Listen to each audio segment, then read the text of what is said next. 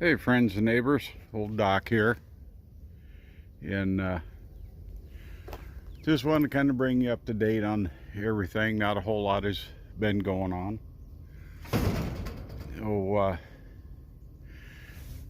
The old boy that originally bought this pickup, I bought it from his son-in-law. Old Milo here, you know, some of you know that we name our vehicles after the people that we bought them from, and so I nicknamed the old 97 here Milo.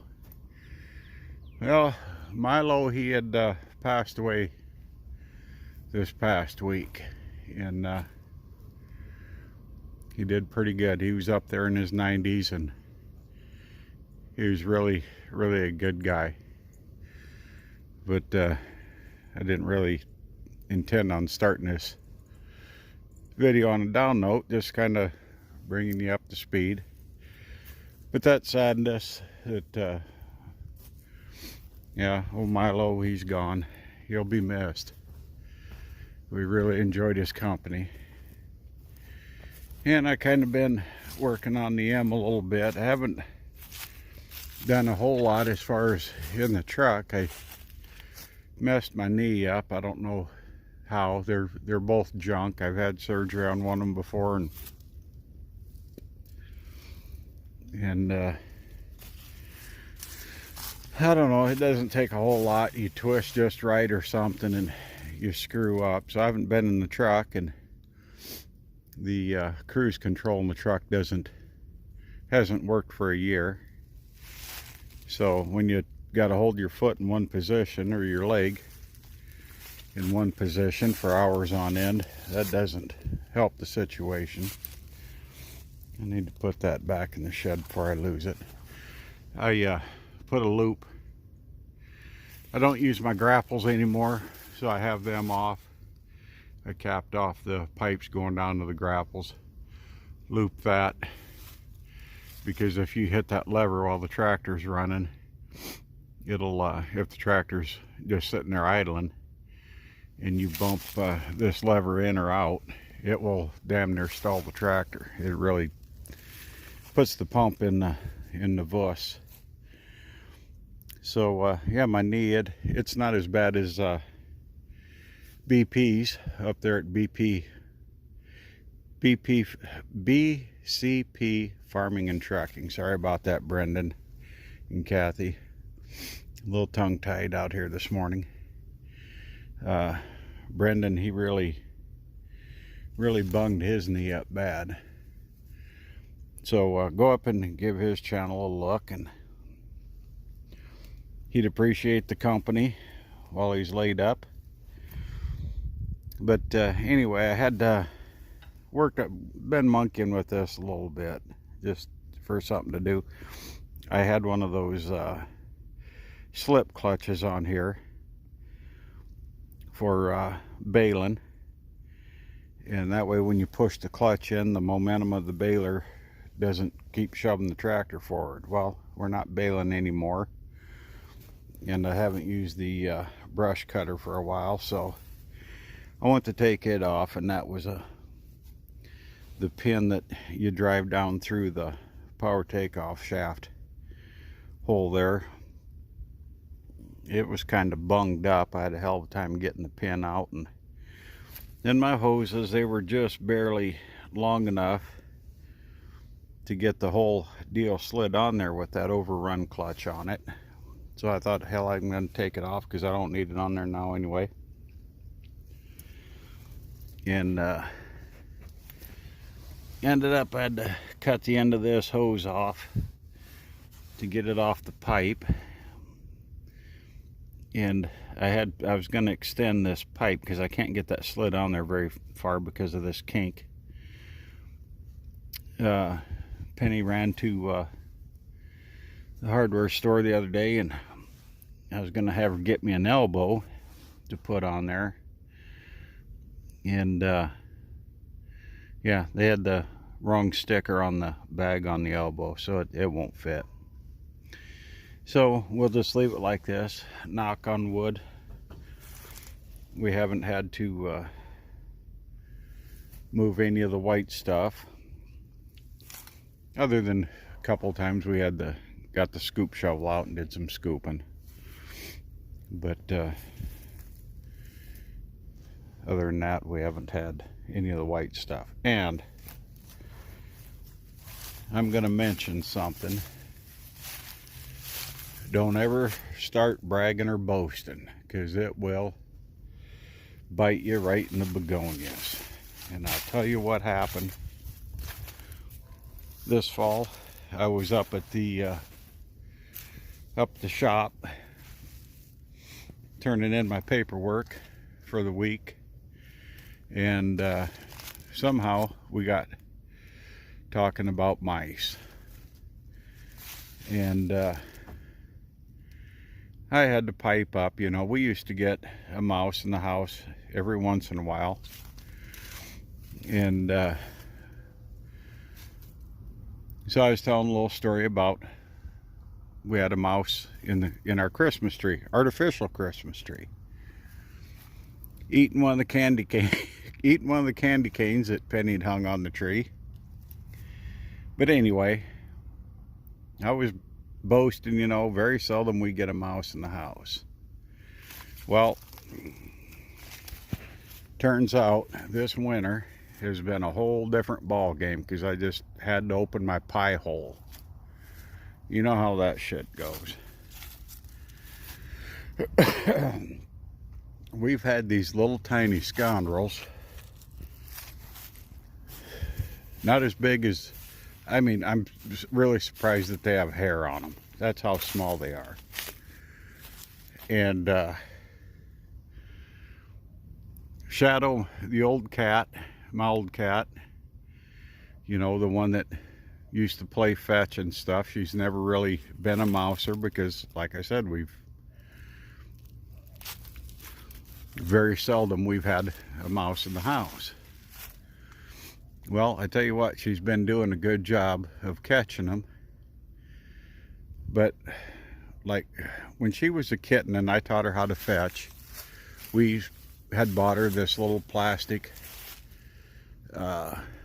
leather bound mouse, and that was what she played fetch with. And I think that's what she's playing fetch with in the video that I posted about her playing fetch. So go back and look that up if you want.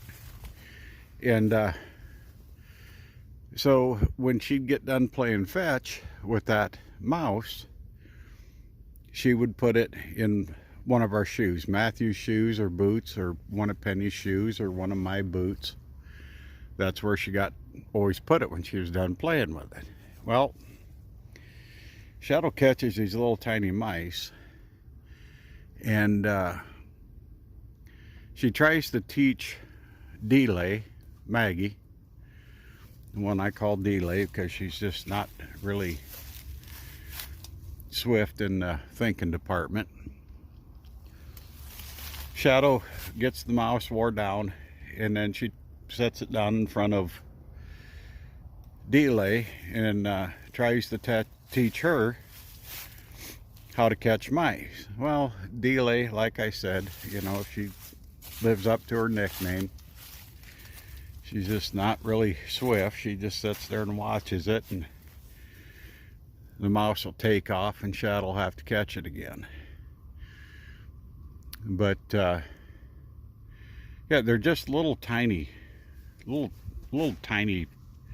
shit. I mean, this big, you know, with a tail. That's all the bigger they are. You know, it's unbelievable. So, you know, here we are. Shadow, she'll catch one of these mice, and she tries to teach Maggie how to catch, you know, and Maggie just doesn't get onto it. And Shadow, she's getting up there. She's between 16 and 18 years old, and she's losing weight. She's really, you know, her age has really caught up to her. So anyway, when Shadow is done with the mouse, she tries to put it in Penny's shoe. And that really upsets Penny, you know. So anyway, yesterday was Saturday, and I was doing a bunch of cleaning out from underneath the sink there in the kitchen, and I had one of them sticky mouse traps under there, and you know, in case we caught one underneath the sink there, and I was cleaning stuff out from under there, and Penny went and got some of that peel and stick tile to put down underneath the sink and make it look nicer, because all it was that wood, you know, that old chipboard sawdust glue crap. So anyway, I set that glue board off to the side, not thinking nothing about it, and I thought, well, I'm gonna go and sit down in my chair and take a little break, rest my back and my knee from sitting on the floor and what have you. And Penny's on the sofa, and God, all of a sudden there's a hell of a clatter and a bang and a bunch of noise in the kitchen there, and I'm like, what the hell, you know? So about the time I go to get up out of my chair to go see what the hell's going on, Shadow comes peeling around the corner out of the kitchen into the living room with both front feet stuck in that damn glue trap. And I mean, she was, you have never seen crazy until you'd seen a cat with both front feet stuck in one of those mouse glue boards. She went berserk. For an old cat, she was just upset. So anyway, she peels around behind my lazy boy chair there and comes around in front of me, and I didn't have to George Floyd her. I got a hold of her by the scruff of the neck and got her woed up and grabbed a hold of that glue board, and I tell you what, those things are sticky.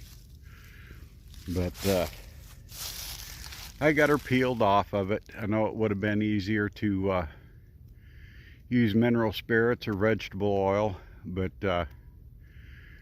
I tell you what, if you got a cat, which Shadow doesn't, she don't have any claws, but if she had claws, you would have just, you'd have been in a world of hurt. But she was flipping out enough that I didn't want to take the time to have to hunt for the mineral spirits down in the basement, or the mineral oil and vegetable oil. I got them peeled off. She lost a little bit of the fuzz off of her pads there, but anyway, she's doing fine. she's not as nosy about around the cabinets anymore,